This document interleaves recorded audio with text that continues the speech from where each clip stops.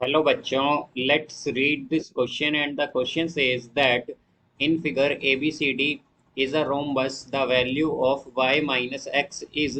Now let's see the options. Option A 40 degree, option B 50 degree, option C 20 degree and option D 10 degree. तो आइए अब इस question को यहाँ पर हम सॉल्व कर लेते हैं। इस क्वेश्चन में हमसे कहा गया है कि ये जो फिगर है ABCD ये हमारे पास एक रोम्बस है, तो हमें इसमें वैल्यू बतानी है y माइनस एक्स की। तो यहाँ पर हम की कॉन्सेप्ट यूज करेंगे की कॉन्सेप्ट दैट इन रोम्बस। तो रोम्बस में हमारे पास क्या होता है, rhombus diagonals bisect the vertex angle. Diagonals क्या करती हैं, डायगनल्स बाइसेक्ट, बाइसेक्ट का मतलब होता है कि टू इक्वल पार्ट में डिवाइड करती हैं, तो बाइसेक्ट करती हैं वर्टेक्स एंगल को, बाइसेक्ट वर्टेक्स एंगल।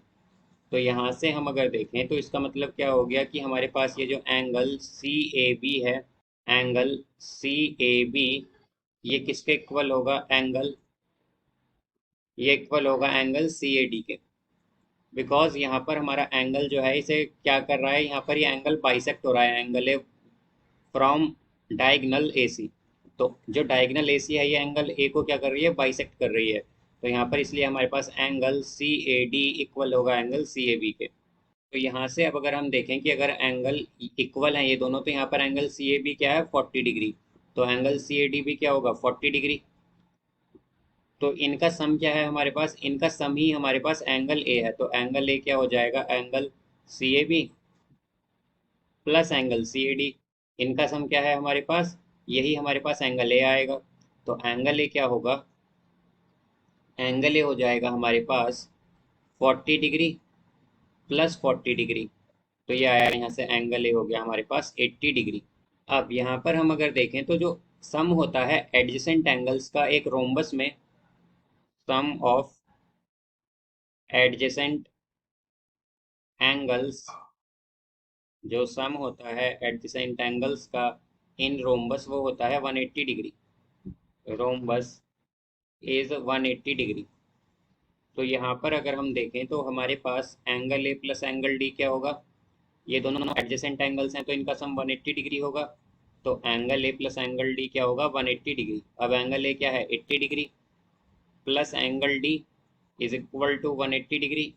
तो एंगल डी क्या हो जाएगा, एंगल डी होगा 180 डिग्री माइनस 80 डिग्री।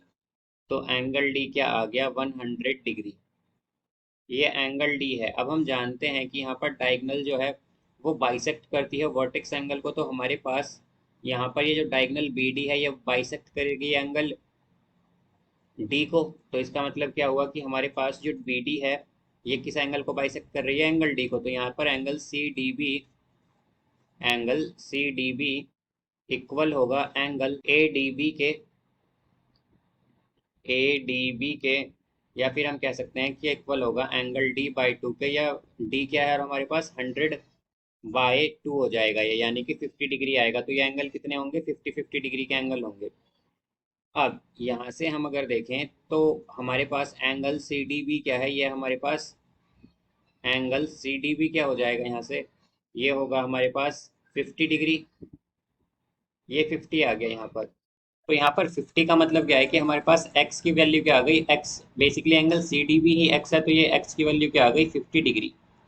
अब हमारे पास एक प्रॉपर्टी होती है रोम्बस में, दैट इन